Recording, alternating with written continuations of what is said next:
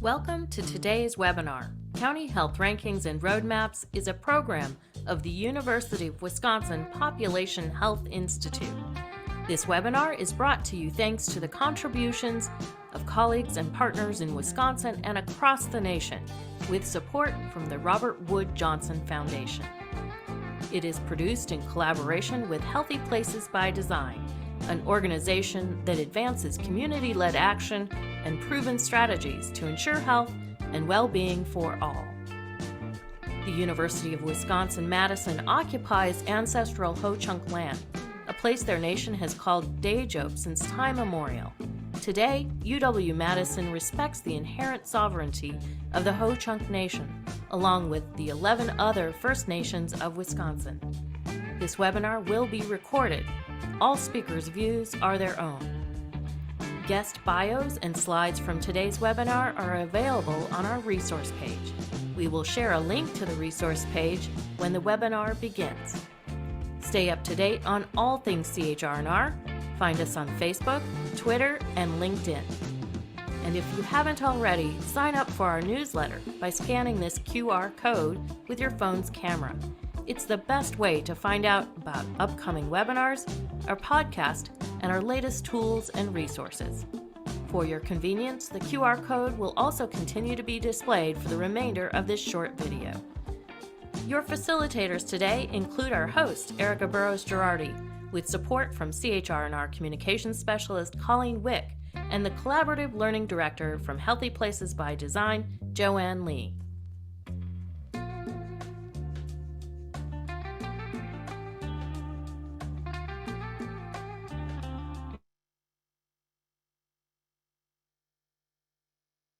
Welcome to Getting Ready for the 2023 County Health Rankings. Hi, my name is Erica Burrows-Girardi, and I hope you are just as excited as we are for the upcoming County Health Rankings release. Today's webinar is going to get you all ready for that 2023 release, and these are the questions that we're going to answer during our time together. What will be the focus of the 2023 National Findings Report? What new measures will be available? And what new evidence-informed strategies can you explore? And of course, we're going to answer the question all circling in all your minds, when will the 2023 rankings be available? Now, I know that some of you follow us on social media, so you know that you get the scoop first on what's new. You may already have that date, but we're going to answer the question later on in the webinar for everyone to learn when we're going to drop those rankings. Now, I want to introduce you to others who are going to be joining us today, and I'll start with Joanne Lee with Healthy Places by Design. Hi, Joanne. Hi, Erica, and hello, everybody in the audience. I am very excited about today's webinar, and I know our audience is as well. It's great to have this annual time to hear not only about the rankings updates, but all the other supports that County Health Rankings and Roadmaps provides to community practitioners. So everyone, I'm Joanne Lee with Healthy Places by Design. I will be interacting with you in the Q&A box. So you can go ahead and open that Q&A box, and this is specifically for questions that you have of our presenters today. You can enter questions at any time, and I'm really grateful to be joined in the Q&A space by Christine Muganda, who is the Data and Analytics Team Lead with CHR&R, and Michael Stevenson, who is the Evaluation and Policy Analysis Team Lead. They'll be helping me field questions there. And then we'll also have time towards the end of the webinar to answer some live questions. Right now, I want to introduce you all to Colleen, who will be interacting with you in the chat box. Colleen? Thanks, Joanne. Hi, everyone. I'm happy to be here today. Like Joanne said, please use the chat to share remarks or respond to any questions we may ask you. Our chat conversations tend to be very engaging, so if they are too distracting, simply close the chat window in Zoom. If you have any questions for the panelists, please use the Q&A box as Joanne described. Now, I would like to introduce you to our technologist, James Lloyd. Thanks, Colleen. Again, it is an exciting time. I agree with Joanne, and it's very busy at County Health Rankings and Roadmaps, where I'm the Program Technology Coordinator, and today I'm the technologist for our webinar, and I'll also be watching the Q&A pod and see if anybody has technical issues. I want to make sure that your experience with the webinar is as good as it can be. So with that, Erica, I'll hand it back to you. Thank you so much, James, and thanks to the entire production team that you guys are always so helpful every month. So thank you very much for all that you do. During February's webinar, we shared this idea that in a democracy, everyone has a voice in deciding how our society is structured. And an inclusive democracy creates opportunities for everyone to participate actively in shaping the conditions that affect our lives. And as we build a world where everyone belongs, we ensure that everyone has equal voice in deciding how systems and institutions function. Just kind of sit on that message for a bit. We're going to be revisiting this belief over the course of the next few months. So I think it's important, and I love the energy that goes along with it as well. And as we think about how important it is for us to make space for an inclusive democracy, I want to introduce you to a topic that we've been exploring here at CHRNR. Every year, we produce a national findings report that examines opportunities to strengthen health in our communities. This year's national findings report will focus on civic health. Civic health reflects the degree to which we all have an opportunity to participate and be active members in our communities, from local and state governance to informal interactions with family and friends. We're exploring two elements of civic health: civic infrastructure and civic participation. And it's important to know that we see strong connections between civic health and our goals to foster social solidarity and build community power. So I want to start with defining these elements of civic health. First, civic infrastructure includes the spaces that help us stay connected. Spaces you're familiar with, spaces like schools and parks and libraries. Civic infrastructure also includes policies and practices that foster belonging. And it also means the governance and resource allocation, which determine how easy it is for people to participate in civic life. What about those social networks and home, um, neighborhood associations and stuff that kind of foster belonging and support for a shared purpose? Well, that's part of civic infrastructure as well. Civic infrastructure is so important because it creates opportunities for civic participation. So let's look at that definition next. Civic participation is the way that people participate in the life of a community to improve conditions to shape a community's future. People can participate in the community through community building, including activities like volunteering, joining neighborhood groups, or donating to causes, and participating in the census.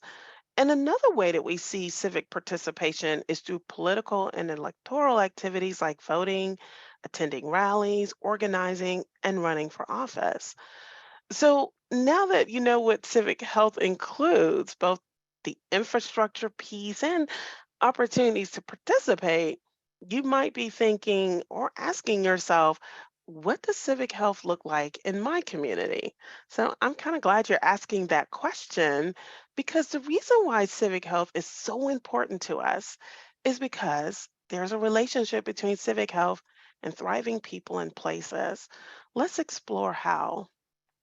People and places thrive when all residents have the chance to participate in their communities.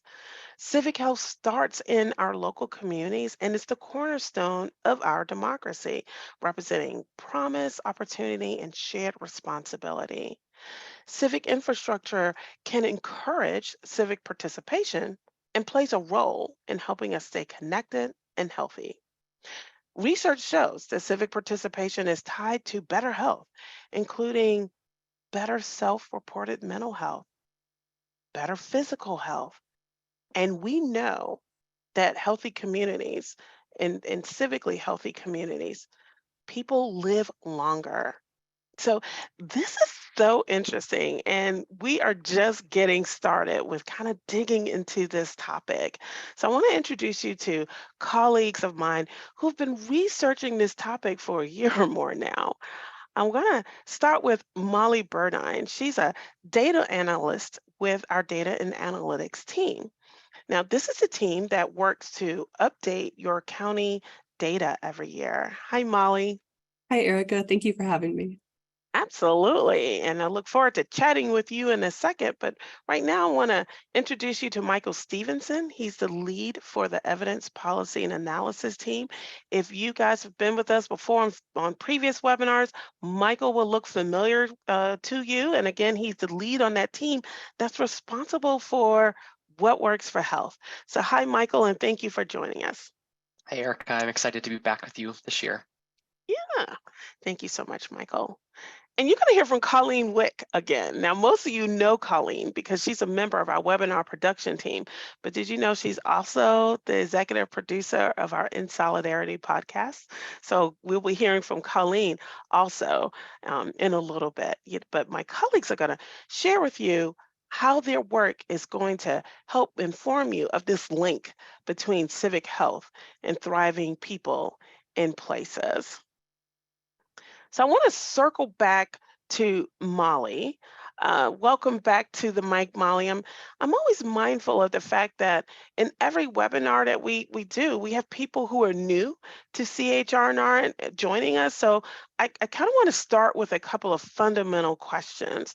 First, what is the purpose of county health rankings? Thanks, Erica. At County Health Rankings, we believe in a future where everyone has the opportunity to be healthy and to thrive.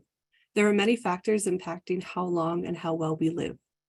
County Health Rankings data can help show us how these factors shape community conditions, while also highlighting some stark differences in health that we can see stemming from historical and current injustices that are creating barriers to opportunity in our communities. Our goal is to use these data to point communities towards resources that inform action for better health for all. Yeah, and let's share with the audience, like, what goes into the rankings? Like, what do all of these community data include? So we can look at our data in a couple of different categories. For each county, we're first going to summarize demographic data to describe the makeup of a community according to characteristics like age and population size. We also provide data on the health outcomes experienced by people living in the community, how long and how well people live here. This is where we're going to calculate measures like life expectancy and mental health experience. When we talk about these health outcomes, they're sometimes referred to as today's health. There are factors that impact future health as well, and we've sorted these into a couple of the following categories. First is health behaviors. These might be the kind of factors people think of first when they're considering what impacts future health. These include measures of diet and exercise, and tobacco use is just a few examples. Next is access to affordable, timely, and quality clinical care. And we know this is an important factor shaping the future health of our community. Social and economic factors include education, income, and community safety. These give us the type of social supports needed to enable healthy choices, afford medical care and housing, and manage our stress. The physical environment is where communities live, learn, work, and rest. We interact with our physical environment through the air that we breathe and the water that we drink, the houses that we call home, and the transportation we access to travel to work, to school, to groceries, and to friends. All of these are pieces of the physical environment and can open opportunities for better health in a community. Yeah, and what what you have described is actually the County Health Rankings model, right? That's true. So when you visit our website at countyhealthrankings.org, you can explore our model of how these many factors influence community health. We currently have 95 measures, and these measures are updated annually. Some of these measures are used to determine the health rankings of counties within each state, and some are additional measures which contribute context for a place, but they do not influence the ranks. Yeah, I just, I want to go through this. I know that you're pointing out this is the animation that we had in here, and I missed it, but I just wanted to roll back through it because I Mhm. wanted for the folks to see the highlights through the different focus areas, and you can see the measures that are associated with each of those focus areas. So, And as you're seeing it scroll through, you'll note that some of those measures have an asterisk next to them. This is uh-huh, one way that just on first glance, you can tell that's an additional measure rather than a ranked measure. great. That's good to know. And Molly, I was shocked to find that we have like 95 measures now. I didn't even know that until I know it's we did growing every year. until we did this webinar. So you can see just how many measures are there for you to really find out what's happening in your community. And I know that we have some new measures that are going to be released this year. Can you tell us about that? Absolutely. I'm excited to say we're introducing 2 new measures this year that are going to help you measure aspects of civic participation in your community, census participation, and voter turnout. So I just want to tell you a bit about each of them. Census participation is defined as the percentage of households that self-responded to the 2020 census, whether by paper questionnaire, telephone, or by internet.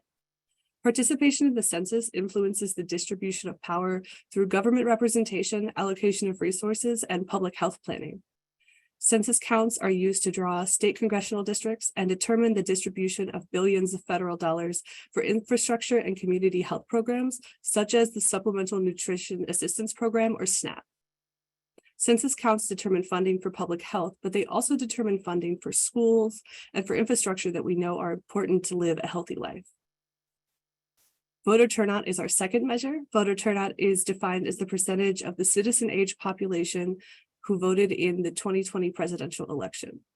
Voter turnout collectively influences community health, and we know that voter turnout is impacted by our collective history and persistent barriers to voting.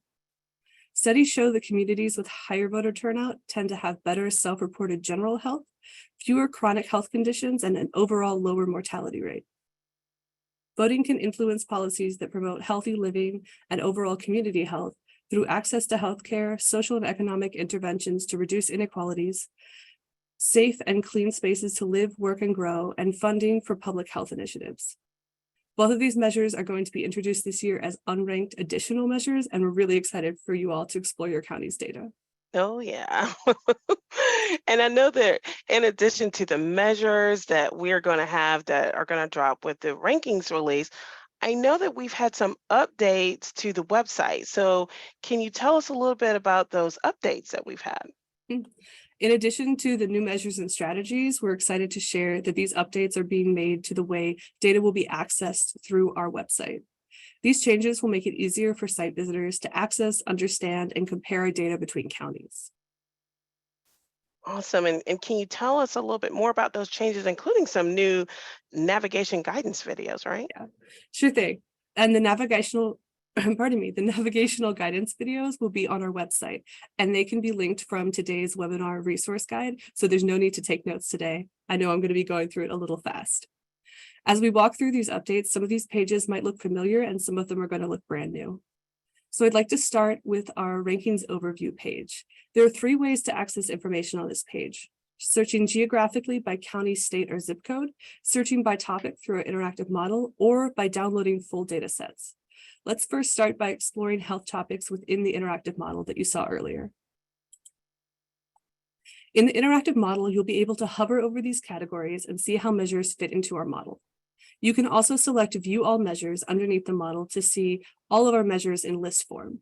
Here you'll notice that some of these measures contribute to the overall county rank within the state, like measures of children in poverty and income inequality, while others that are marked with an asterisk provide additional contextual information for communities evaluating their health. This subset of additional measures does not impact your county's health rank. Once the measure is selected, you'll be able to read the measure's connection to health, like we see on screen. You can be linked to strategies for addressing the measure provided by our What Works for Health team, further explore measure methods, or find data for this measure by year in geography. From our overview page, you can also search directly for counties to help you find your county snapshot. For example, this is the county snapshot for my hometown of Madison, Alabama. Here you'll find your county's rank, as well as what quartile your county is in for both health outcomes, how healthy your county is right now, and health factors, representing those things we can modify to improve the length and quality of life of residents. These graphics provide an indication of where the county fares relative to other counties in the state without directly comparing individual county ranks. Scrolling down on that same page, you'll find a table providing county, state, and national level data for each health measure. Let's take a closer look at the children in poverty measure. Okay. This year, we're pleased to share updates to what we'll call our measure drawers, the expandable sections attached to each measure, and the new one-stop shop for all information regarding this measure for the specific county. Within this drawer, you'll see a definition of the measure, in this case stating that children in poverty is defined as the percentage of people under the age of 18 in poverty, and a context statement, here stating that in Madison County, Alabama, 14% of children live in poverty. If available, the measure's data will be presented by race and ethnicity. These can help show how different racial or ethnic groups are faring within a county. Some measures will also include a downloadable interactive trend graph that shows county, state, and national data over time. In the left column of this drawer, you'll find 3 additional resources linking you to measure methods and limitations, evidence-based strategies that can help address the specific measure, and a state map showing how all of the counties in the selected state compare on this measure. The state level snapshots can also be accessed by searching the state or by selecting the state highlighted under the county name in the county snapshot. These pages will mirror the county snapshots, but include an interactive map and rankings for all counties and congressional districts in the state. At the bottom of both the county and state snapshots, you'll find a link to our improved Compare Counties tool. Here you can now compare up to 4 counties, including the creation of a single trend graph containing the graphs for all 4 counties. And that's great. with that, I'd like to pass it back to you, Erica. Thank you so much.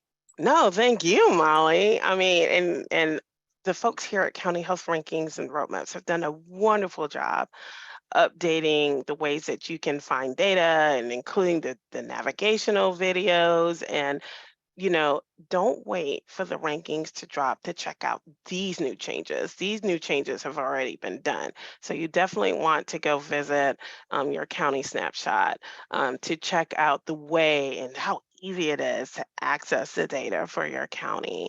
Thanks again, Molly, and we will circle back to you for questions in just a second. But now I want to bring Michael back to the mic. We're going to talk about what's been happening with What Works for Health. So, Michael, I know your team plays a critical role in moving people from data to action, and you all provide evidence-informed strategies to help communities address health improvement. And one of the newer tools that you've been working on within What Works for Health is the equity analysis. So tell us a little bit about the equity analysis. Yeah, I'm happy to, Erica. So last year we introduced, like Erica said, a new equity analysis to What Works for Health. And this new feature really helps you all identify evidence-informed solutions to advance equity in your community. And the equity analysis does this in 3 ways. By summarizing impacts a strategy has on disparities, by acknowledging the historical drivers of inequity, and by asking questions that you all can consider during implementation that can really help you consider equity more deeply. So this new equity analysis includes a revised disparity rating, which indicates a strategy's potential impact on disparities. And importantly, it also names the strength of evidence that supports that rating. So for example, a strategy could be rated likely to decrease disparities supported by strong evidence, which would mean that there's a lot of empirical evidence supporting that particular rating. In addition, the equity analysis also includes a description which summarizes the evidence that supports that rating. And this combines the findings from scientific study, published in field literature, and the observation of experts. So we have a really kind of wide net of evidence that we include in our write-up. Next, we added a historical context section, like I mentioned, and this is a brief analysis of the historical drivers of inequity that a strategy is trying to address. And it offers some insights on how well a strategy may account for some of those historical causes of inequities. And lastly, like I previewed, we include equity considerations, and these are 3 to 4 questions that are included on strategies with the equity analysis that help you consider equity as you make decisions about implementation. And these are informed by the evidence that we're reading in the literature. So far, since we introduced this new feature last year, you'll find the analysis on over 50 strategies across the What Works for Health database. And our team of analysts are continuing to apply this to as many strategies as we can, as quickly as we can, because we've received really positive feedback from all of you on its utility. Oh, that's great, Michael. 50 strategies so far. I love that. Yeah, and one of the other things that we're really excited about with this year's rankings is that we're introducing a slight refresh on our strategy pages. So we're always working to improve our tools, and we're always trying to make it easier for you all to find what you need. So this is an image of what a current strategy page looks like in What Works for Health. And one of the things that we've done to improve usability is introducing expandable sections, or something called drawers, that make them more user-friendly. So you'll more easily and more quickly be able to find the content that you are looking for. These improvements will be launched with rankings, and most of the text will be primarily nested under these drawers. So for example, if I wanted to learn how a strategy could improve health equity, I'd click the plus arrow by that header, and the text would appear. And one of the really other nice things that we're introducing along with these drawers is new section headings. And these section headings are generally posed as questions that make it more easily for you all to understand what might be contained in each of those sections. Yeah, that's great. And thanks for sharing that. And just like data and analytics are unveiling some new data for rankings, you guys are unveiling some new evidence-informed strategies. So what can we expect to see? Yeah, that is right. So this year we are featuring new and updated What Works for Health strategies to support civic health. And this includes strategies in 3 different buckets, which you'll see on this slide here. The first are strategies that increase access to civic spaces. And civic spaces are important for learning and connecting. This includes strategies like green space in parks, social media for civic participation, and a new strategy that will be live with rankings called Youth Civics Education. The second bucket of strategies that we feature this year are geared at improving governance and resource distribution. And this includes strategies like voter registration initiatives and voter turnout initiatives. And these 2 are both brand new strategies that will go live with rankings this year. And then lastly, this last bucket of strategies that we are highlighting this year are strategies that nurture social networks and shared culture. And these strategies, some examples include youth leadership programs and neighborhood associations. And you'll be able to read much more about all of these strategies in the National Findings Report and on the strategy pages themselves with rankings. Awesome. Thank you so much, Michael, for those updates. And be sure to check out What Works for Health. It is such a wonderful resource to help you decide, how am I going to respond to the data and the health concerns, health needs, even the assets that you have in your community. So there's a link to What Works for Health included in your resource guide. And Colleen's been chatting out the link to the resource page for this webinar. That resource guide is already up there. I know most of the time you see the resource guide the day after webinars, but today we've got that resource guide right there for you. So be sure to check that out. What Works for Health is one of my favorite tools.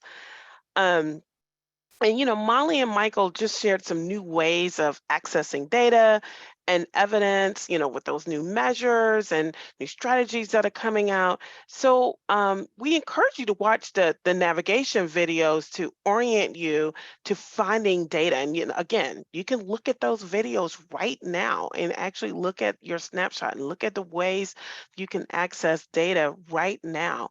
But also at the same time, we acknowledge that sometimes you want to touch base with a team member, like really talk to a human, because you may have some additional questions or nuanced questions that can't be answered. So, no problem. We have a team of folks that are always ready to help you navigate your snapshot, find those evidence informed strategies and what works for health, and other tools that are on our website. So, just scroll down on our webpage, like on our homepage, until you see this image and you'll see the way that you can contact us if you actually want to talk to a team member, because we actually do exist outside of webinars. So, and now I would like to invite Colleen to join me again at the mic. And as I shared earlier, Colleen is also the executive producer of our podcast that I love so much, In Solidarity. And that's going to be one of the resources that's going to also help inform why civic health is critical to our overall health and well-being. So, Colleen, can you share more about our podcast for those who are new to it?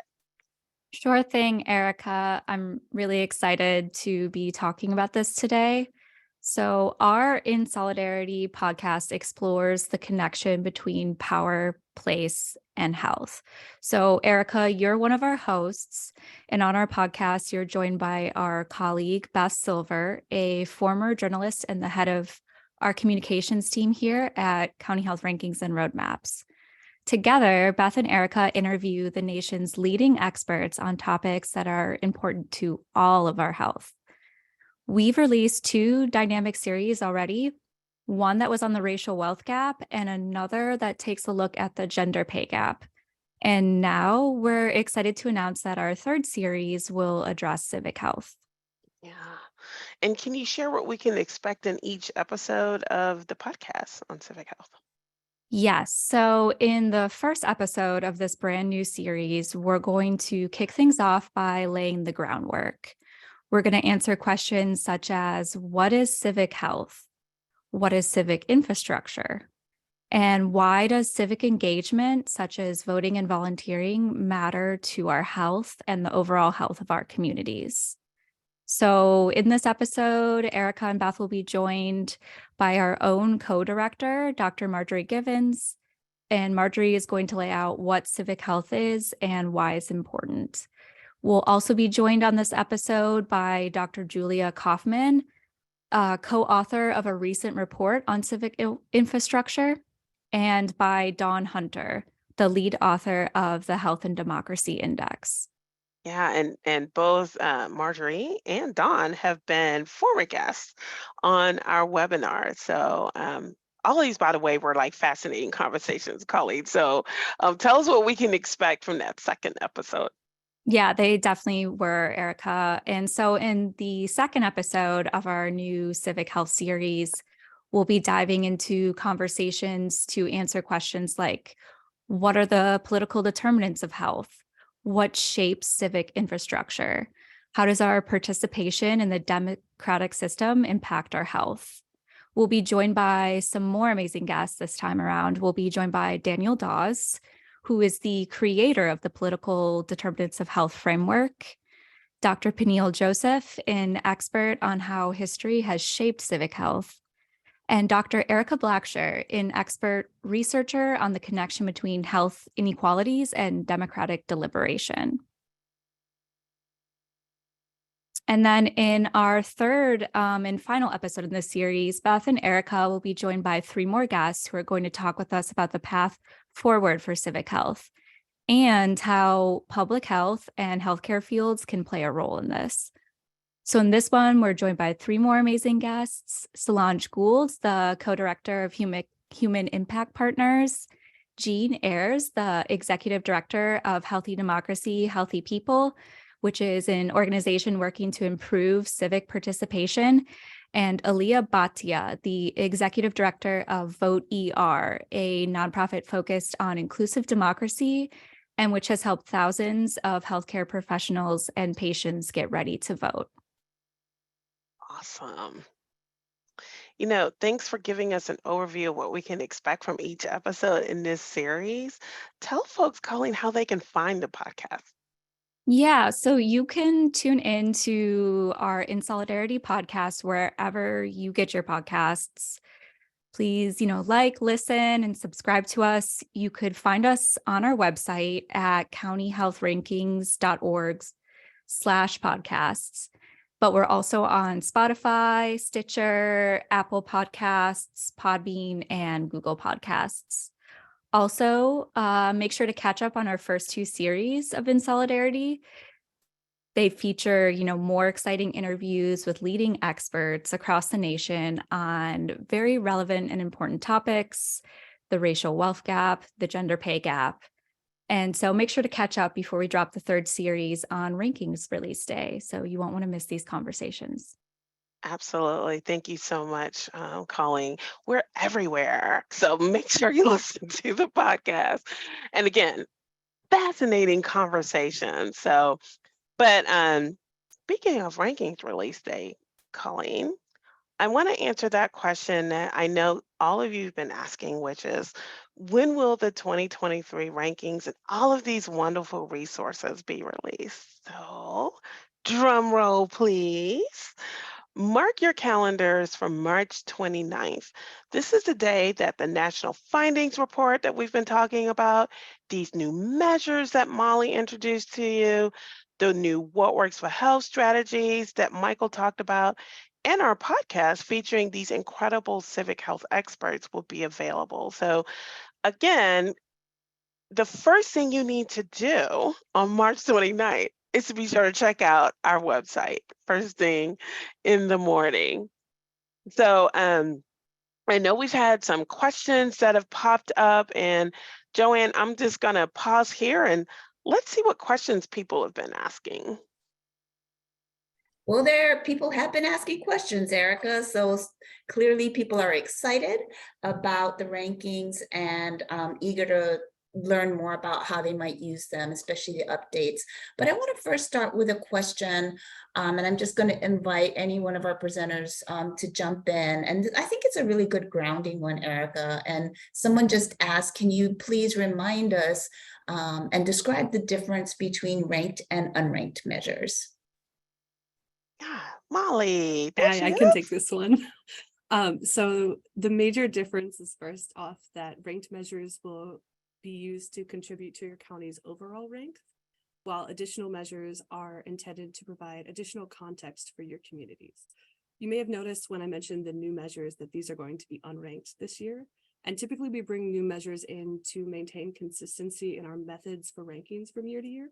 But if you want to know additional details or just really get into the nitty-gritty of what a ranked versus additional measure is, we have a document on our website at countyhealthrankings.org that talks about the criteria for if a measure joining our ranks comes as a ranked or unranked measure. Perfect. Thank you so much, Molly. And this question might be for you as well. It's from Wyatt.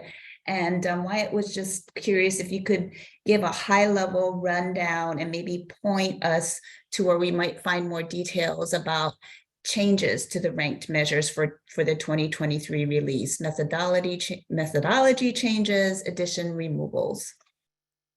And Molly, I'm going to invite you to pull your microphone up. Folks are saying that you're a little quiet. Can you hear me now, guys? You might have to speak a little louder. Okay, sorry. This is a new microphone set. Apologies if that was an issue during the presentation. No, we can hear you. Okay, and thank you, Wyatt, for asking that question. I love it when Wyatt joins us. Go ahead, Molly. So with the rankings release on the 29th, we're going to also be releasing documentation around major changes in the methodology of both ranked and unranked measures. Specifically, if you want to compare backwards, say methodology has changed over the year, but if you're looking on your county or state snapshot and you're looking at a particular measure that you're interested in, just go to the measure methods section and we'll have it listed in the limitations if there's any cautions for looking at that measure over time. Perfect. Thank you. This is a question I'm want to bring up because some folks were just remarking on maybe they're working within a county or they have a smaller population. And the way Alyssa framed it was, how can I use the rankings for a smaller, tiny rural population? Yeah, we do know that is an issue. Sometimes when we have smaller populations or smaller counties, this does, and as Chrissy just said, or tribal populations, that does cause some issue when compared to the data that we're presenting. We just want to let you know that we are presenting as much data as possible while maintaining our confidentiality and reliability standards and the standards required by our data sources. When possible, due to limited data issues, we try to provide a confidential and reliable estimate by combining multiple years of data, but we are aware that our data might not be available to all populations, especially those that are smaller and statistically may have to be suppressed or may have other reasons why data sources don't allow that information to be shared, especially to prevent any breach of confidentiality. And I would encourage you to both look at the county health rankings data, but also look at data sources more locally in your community to find more information. Great, thank you so much. Now this relates to the release date. And Jean sounds like she's somebody who has been monitoring the rankings for a while because she's referencing an embargoed rankings release. And is there such a thing this year? I can take that one. So every year we work with a group of stakeholders called state teams. So we work with key public health professionals and other community partners in nearly all 50 states. And those community partners actually receive slightly earlier access to rankings. And we're in communication with all of those state teams, and those state teams will receive embargoed access sometime next week. Sometime next week. All right. So folks, watch your email. All right. This question is from Risa. I know Risa had to leave early, but I think it's a great question for everyone to hear the answer to. Are the disparity rankings available for individual county health metrics, or are they a county-wide ranking? And I think this question came in when Michael was speaking, so I'm not sure if Molly or Michael want to field that one. Joanne, can you repeat that one for me?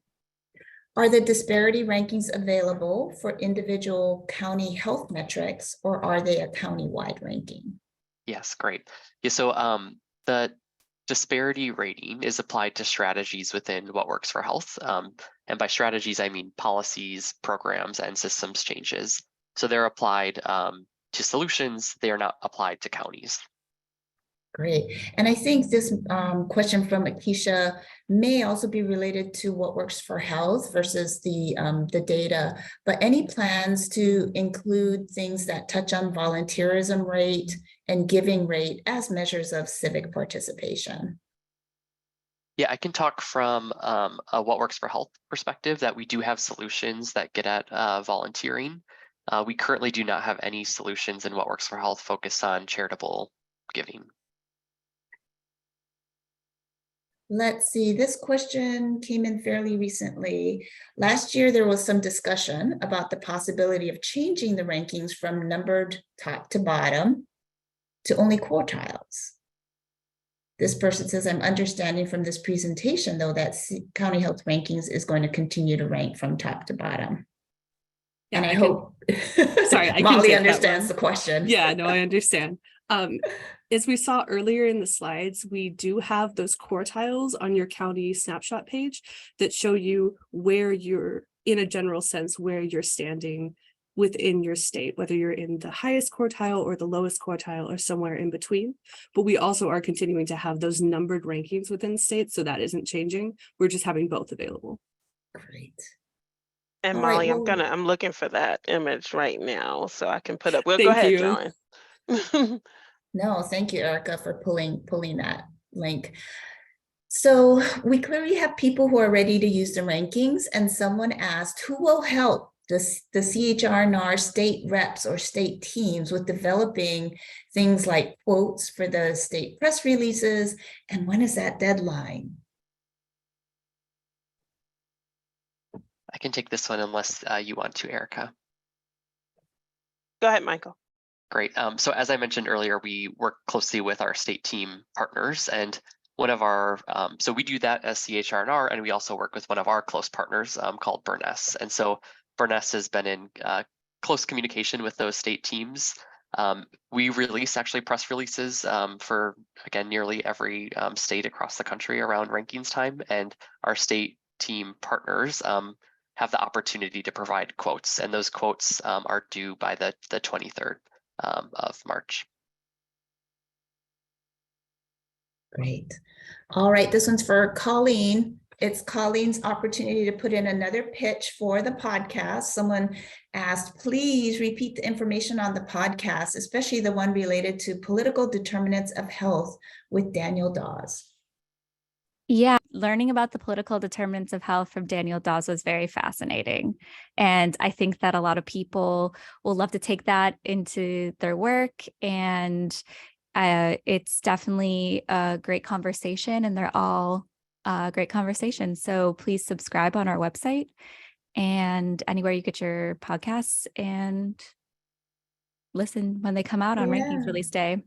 And all of them are going to drop on the 29th. Is that right? For the whole series? Yes, they will be released, all 3 of them, on Rankings Release Day.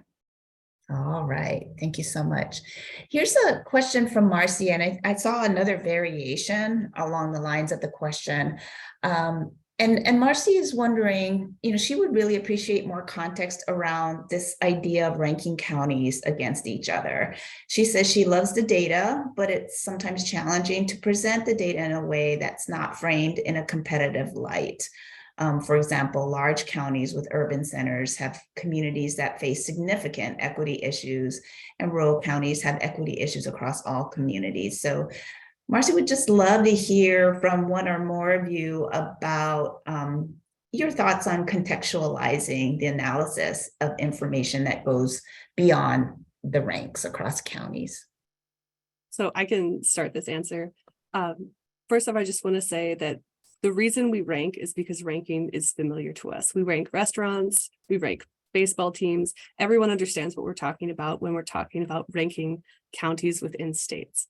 But going beyond that, we really are encouraging people to look at those health measures within their counties. And as was noted about equity issues, many of our measures have those breakdowns by race, ethnicity, and that can give you a better sense of what's going on in your community and issues within the community that might be masked by that overall value. Michael, did you want to add something? No, I thought you did a great job, Molly. I think the one piece that I would add is that ranks can be an important conversation starter, but the data is where kind of the action happens. And what is really important to remember is that even the healthiest counties have work that they can do to make their communities healthier and to help reduce disparities. So Perfect. That's what I would add. Yeah, very helpful. All right, next question is from Scott, and he wants to know, will all state releases be on the CHRNR website? Scott, I'll have to follow up with you on that particular question. Okay. But there will be, obviously the data will be available for each county on our website, and then the state level data will also be available. I'm not sure actually on the press releases. Okay. Jean brought up a point that I think is still on many of our minds, and that's about COVID-related data. And I know last year, especially, your team presented information about how impacts on health from COVID might be trickling in into some of your data sets. Do you all want to comment any more about whether new or different COVID-19 data, such as on infections, hospitalizations, deaths, are included this year or different this year? Something that I'd want to bring up that's a little tangential is that on Rankings Release, we'll have many documents available, and one of those will be a frequently asked questions section. And in that FAQ, we're going to have a list of all measures that include data that includes COVID years. So for example, population data that was collected during COVID, which I hope helps answers that question. Great. All right, I'm still, you're getting a lot of appreciations even in the Q&A, and I know there were many coming into the chat. So I'm actually seeing that we probably addressed all the questions or some variation of them, but definitely want to pause to see if Michael or Christine, if there was anything you saw that came in that you want to lift up for all to hear. I think we have just a few more minutes. I think you Michael. covered them, Joanne. Well, you and Christine really covered them, and so I appreciate it. It takes a team, but thank you all so much for your wonderful engagement. And we'll turn it back to you, Erica. Thank you so much. And those were great questions, by the way. And just want to kind of acknowledge some of our friends in the audience, those who participate on their state teams. You heard Michael talk about these folks that help us get the word out about the rankings every year. Thank you so much for being engaged with us all the time and supporting us, and also for attending today's webinar. And you're going to get some information about those upcoming meetings to share all of the information about how you're going to connect with your communications locally. How are you going to get the press releases? We're going to lay all of that out in the upcoming couple of weeks. So stay tuned for that. And right now, Colleen is probably chatting out a link to a survey.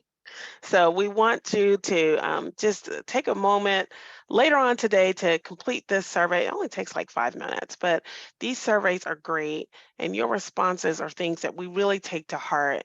It's really what helps shape what topics we tend to include going forward. It also helps us shape how we present information to you. So thank you so much for completing that survey, because our goal is to meet your needs. So we don't know how we are doing unless we hear from you. So thank you for completing that survey. Now, in April, you can expect us to continue this conversation around civic health and how to create opportunity for civic participation. And we're going to be joined by Caroline Mell. She's a co-founder and executive director of the Constructive Dialogue Institute. This institute is fairly new. It was founded in 2017 in response to the rising division and distrust in America.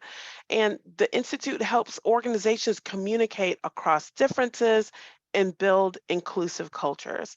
Now, this is an example of how well we listen to your surveys and your responses. You all have been asking for guidance on how do we talk to people who are different than us? How do we create messages or send messages to folks so that they will at least listen to us? We're all very much aware of the division, the divisiveness that we are all experiencing across America. So join next month's webinar so we can hear from Caroline Mell. You definitely don't want to miss it, because it's going to help you think about ways to have meaningful dialogue to begin building a foundation for better civic health in your community. Again, be sure to stay in touch with us through social media. Those of you who are on or follow us on social media already knew what that rankings release date was. So social media and our newsletter is the best way to learn about what's coming up with county health rankings and roadmaps. And hey, I want to thank my colleagues for sharing their expertise and letting you know what you can expect from the 2023 rankings. I also want to give sincere thanks to colleagues that you did not see today, but played a very heavy role in helping to shape this webinar and shape the County Health Rankings National Findings Report. So I look forward to seeing all of you in April, and thank you for all that you do to create equity in your communities every day. Stay well and see you next month.